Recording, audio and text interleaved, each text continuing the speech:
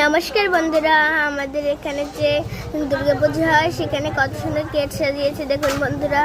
আমাদের এখানে দুর্গাপূজা অনেক বড় করে হয়। কে কে দেখবেন অবশ্যই আমাদের এখানে এসে বলুন। 12 এই জায়গাটা হলো 12 আগলছাড়া 12 বন্ধুরা, কে কে দেখবেন এখানে এসে বলুন।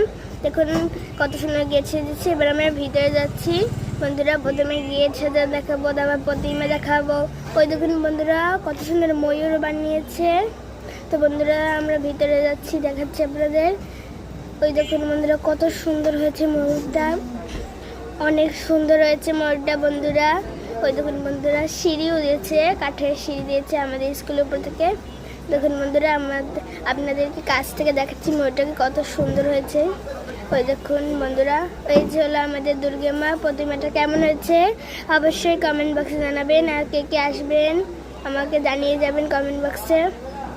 দেখুন বন্ধুরা।